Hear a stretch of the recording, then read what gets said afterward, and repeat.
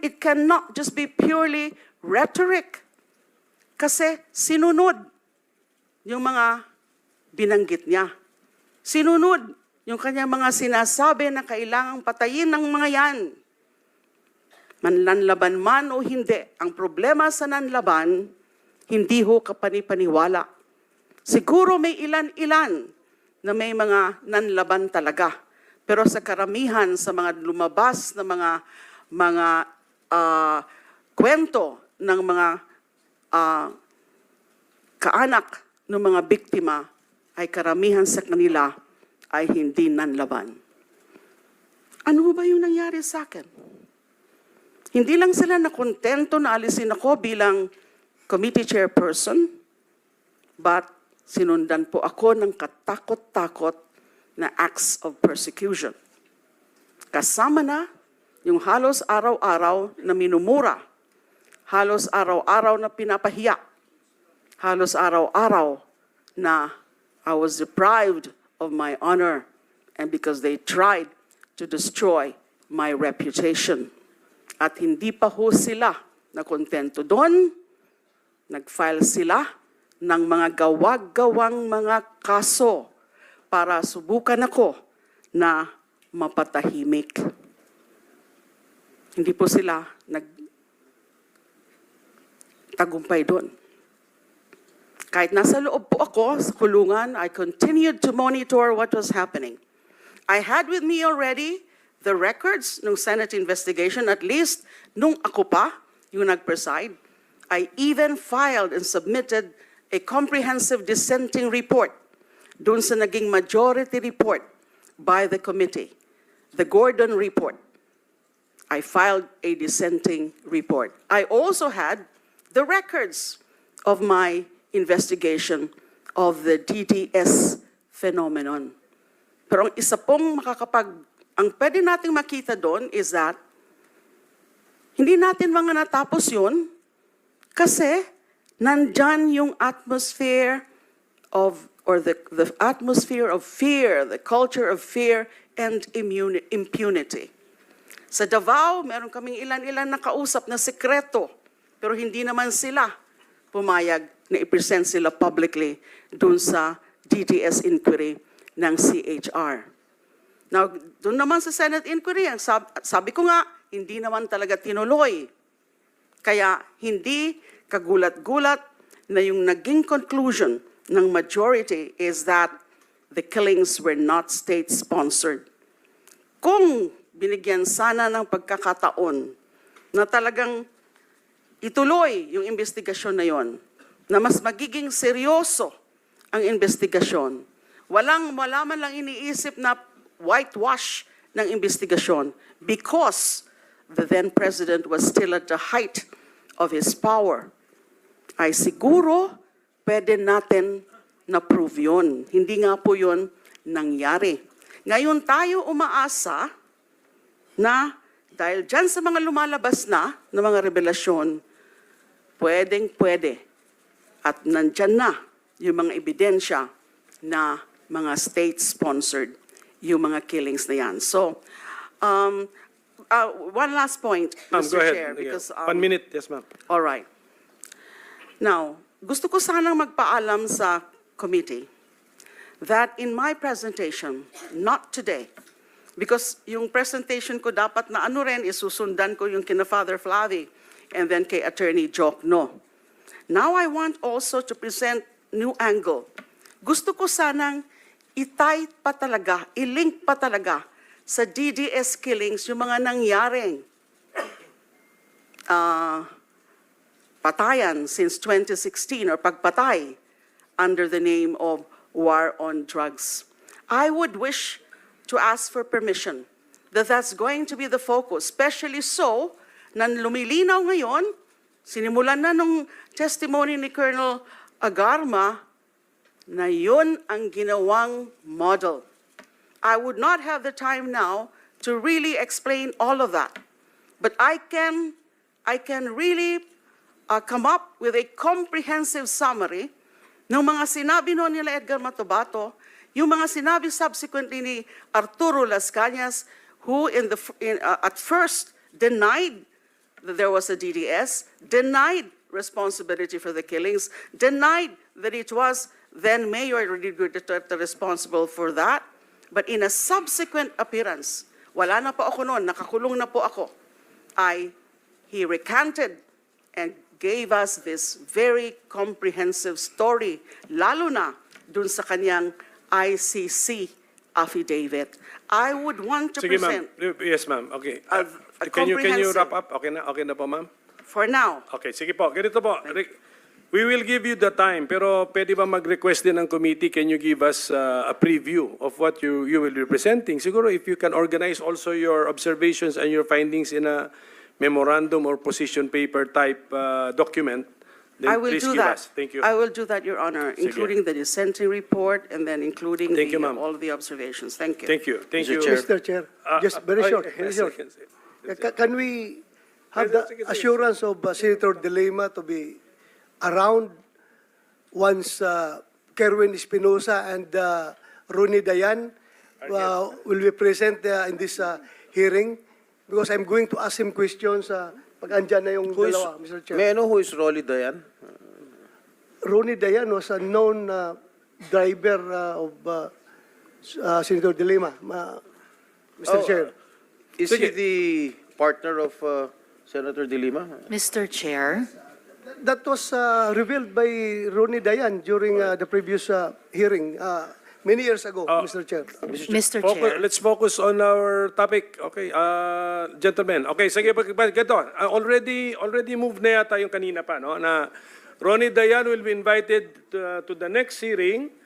Senator Laila De Lima has manifested her intention to attend the next meeting. So, the next hearing. So, tugma-tugma lahat. Yes, Your Honor, because you want to that's respond? where I will make a Yes, comprehensive presentation and also comment on those revelations by Mr. Kerwin Espinosa Yeah. during the Quadcom, and perhaps he is expected to reiterate that here. I was hoping he would be here, Yes. including Colonel. You will be there as a resource person, ma'am. You'll be there as a resource person, not to defend yourself. Wala, hindi resource person po kayo. Okay, Mr. Chair, if I okay, may. sa Senate Thank you, President. Mr. Chair. A few questions addressed to former Senator De Lima. During your time as chairperson of the Commission on Human Rights, when did you start serving as the chairman of the Commission on Human Rights, if I may ask? I was appointed in 2008 Up to 2010. to 2010. All right. When I was appointed as the Secretary of All right. Justice. Did you conduct investigations regarding EJ case? Yes, Chair. the CHR and bank All right. conducted a public inquiry right Right. there in Davao City. May I know kung ano-ano po yung mga lugar na inimbestigahan nyo tungkol sa EJK? Yung tungkol pa sa lugar, it was actually the entirety of Davao City because of the phenomenon of DDS. At inimbitahan nga po namin the former mayor who appeared and acted as resource person, and mga ilan-ilan na mga opisyal, maraming opisyal actually, the city councilors, barangay chairman, PNP officials. Only that, halos wala na nag-appear dun sa mga nakausap namin discreetly, confidentially, who shared their knowledge about the DDS. These are also self-confessed DDS members, just like Edgar Matubato. Kaya lang po, in the 2009 inquiry, wala pa po sila Edgar Matubato and Arturo Las Cañas. Na-mention yung mga pangalan nila, pero wala pa po sila doon. Hindi pa ho namin sila na-access at hindi ho na-present doon sa DDS inquiry. So wala ho kayong results ng investigation. Were there any cases filed because of your investigation, Madam Senator? Okay, when I was appointed in 2010, meron po ako yung aking mga personal investigation notes, pero wala pa ho yung naging resolution.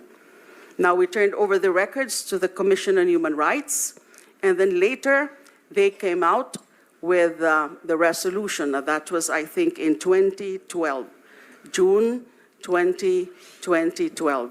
Yung resolution nila, one of the recommendations is for the filing of an administrative and criminal cases against then former Mayor Rodrigo Duterte and some other officials. What I know is that this was referred to the office of the Ombudsman, but I think later on, Mr. Duterte was cleared of, there was no finding or no cases filed. So the former president against- was cleared?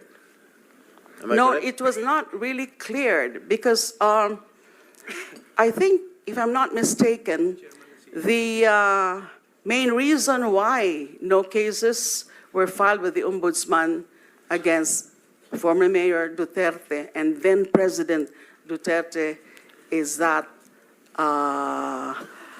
If you- nung linabas na po yung from the Ombudsman is he was already the president. Well, So on during, the presidential immunity. in the course of your investigation, when you were CHR chairman, and you thought, and then you think that the former president was involved in the in killings in his hometown in Davao, why didn't you file cases against him? The investigation was conducted. But the problem was that those who were in the know, yung konti ho na mga self-confessed DDS members at that time, they're not willing No. to testify. When you were DOJ secretary, why didn't you file a case against the former president? You had all the means, you had all the power to do so.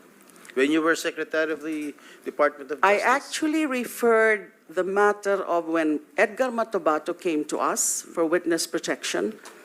I rinifer ko po uli yung the DDS matter So what to happened? the wala po. Oh, Wala bakit po. wala? You were a very, very powerful member of the cabinet during the Aquino administration. You did not do anything? It's not To that I pursue did the not case? do anything. To pursue It's the just case? that I asked the NBI to pursue further the investigation. Pero wala na po na i-submit sa akin na report. They were telling me that they had also so much difficulty accessing possible witnesses at the time. All right. One more thing, Madam former Senator. Why is it only in Davao that you had this investigation? Bakit Davao lang? Why were you so focused and why are you so concentrated in investigating Davao? We were focused on investigating the so-called DDS phenomenon because we have read some reports about it, foremost of which was the report of the UN Special Rapporteur Philip Alston. And he did come out with that report citing certain findings of the UN Special Rapporteur Philip Alston. And meron din pong report, yung Human Rights Watch, they called it, "You Can Die Anytime," also referring to the DDS phenomenon. So we felt that at that time, because of these reports, and our CHR regional office did confirm that there were killings, but they could not tell us, or they refused to tell us that it was actually the doings of the DDS on orders of then Mayor Rodrigo Duterte. But the insiders, the ones I mentioned kanina, I think there were 3 of them, which we interviewed secretly or discreetly, they did say that there was such a thing as a group as a Davao Death Squad, and then formed by the former mayor, and then getting orders also from the former mayor, something that were validated later on by Edgar Matobato and Arturo Las Cañas. Okay, Mr. Chair, I would like to invite the attention of the former senator when she was still a sitting member of the Senate. With regard to the committee report of the Committee on Justice then, for the years if I may read, for the years 2001 to 2009, under the Arroyo administration, 91,762 killings were reported, or an average of 10.196 killings per year, 850 killings per month, or 28 killings per day. On the other hand, for the years 2010 to 2016, under the Aquino administration, there were 85,878 recorded killings, with an average of 14,313 killings per year, 1,193 killings per month, or 40 killings per day. You were the Justice Secretary during the Aquino administration. Why did you not investigate these killings? All right. May I start by saying that on the matter of EJ case in general, especially with respect to the killings of activists, I did recommend, and it was adopted, there was this Administrative Order number 35, creating an interagency committee to look into the various drug killings, to the various activist killings, targeting members of progressive groups, leftist organizations, and that was somewhat rampant during the time of former President Arroyo. Now, bakit wala pa po yung drug killings? Kasi nga po, pinapapursu ko pa sa NBI. It was not the real focus then of Administrative Number 35, which is the Special Interagency Committee to address extrajudicial killings. Now, talking about the Gordon report, you mentioned the Justice Committee report, which was subsequently headed by former Senator Dick Gordon. Sinabi nga niya po yun, na bakit yung EJ case lang, bakit yung ibang mga EJ case ay hindi natin kailangan imbestigahan o hindi natin inimbestigahan dun sa Senate Committee. Mukhang may problema po sa ganun. Kasi ang nakita ng committee, ng majority committee in coming up with that committee report is that, well, hindi actually nila nakita na may special complexion at the time, at the start of the drug war killings beginning 2016 under the Duterte administration. I'm not talking about the drug war killings kasi wala namang ganong war on drugs specifically in Davao City, although among those or many of those victimized were also alleged drug offenders aside from petty criminals and other kinds of criminals. So, nakita dawat yun, and that was the very point of my resolution that I filed calling for an inquiry na medyo ibang fenomeno nito ngayon sa war on drugs na ito sa ngalan ng war on drugs ay may mga pinapatay in numbers, substantial numbers, in the name of war on drugs. Kaya dapat, hindi yun naging issue talaga.